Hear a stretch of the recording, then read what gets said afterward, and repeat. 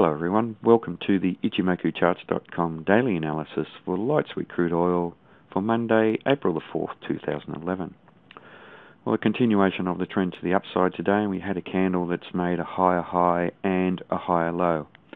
However, it hasn't made it on a terribly bullish candle in terms of the size of the body. The size of the body has reduced quite sharply in contrast to the previous two candles. As this trend was moving up on its way and tested above the 106.95 region, we had a bullish candle, quite a nice bullish breakout above that resistance, but a very small body now, which means that the amount of bullish progress that the buyers were making has dried up, and that is reason for concern. In candlestick terms, this is not quite but almost a hanging man type pattern, and that's where you have at the above the previous candle you have a small body with a largish shadow on the bottom. Generally no shadow on top, although maybe a fairly small shadow. And the reason that it's a potential reversal pattern is because of the small body size compared to the longer body size previously. And for the reason that I've said, it's because the amount of bullish progress has basically evaporated.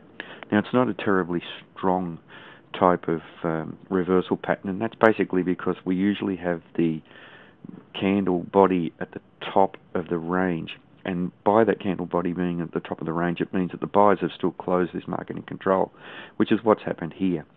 So the long shadow on the bottom also represents the loss of commitment by the sellers. So even though the small body size is telling us that there is potential for a change of trend, we're seeing no strength from the sellers whatsoever by this shadow on the bottom. The shadow on the bottom represents buying coming in. So as the market was trading down around this area, the buyers came in.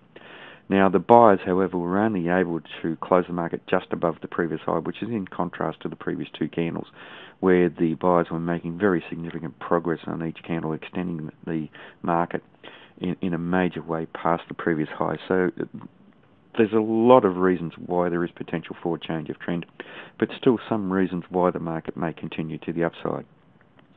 Now, if we do have that change of trend, we do need to look to the area around 107, 106.95 for potential support, and that was a previous area of strong resistance. So we can see how we tested that on these two occasions and previously, and the market sold off. So that will offer itself as support. So it's a very important area for this market. If the market does continue up, then we do have very solid resistance overhead, and we do need to be aware of that. Previous resistance area at 109.75, basically the 110 area, which is pretty much a round number. But also, if you look back previously to a couple of years when this market was selling off in a major way, a very large gap was opened up in the chart, and that's a window in candlestick terms. And that window extends from this 109.75 region all the way up to 115.46, and that's very, very significant for this market now.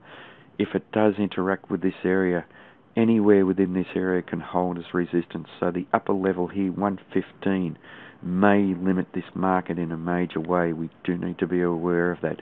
Now, that was a long time ago, that window.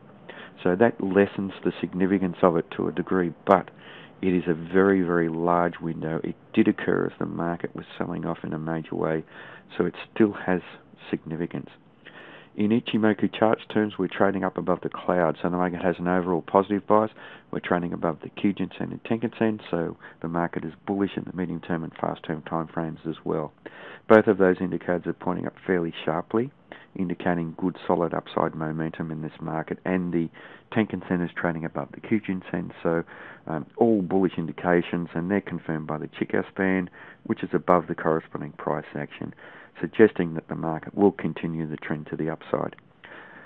So for the next trading day, obviously we do need to watch the high of the current candle for potential continuation of the trend to the upside, but we certainly do have limiting factors for our upside appreciation. The first area that we may interact with is 109.75, 110, very, very important for this market to the downside.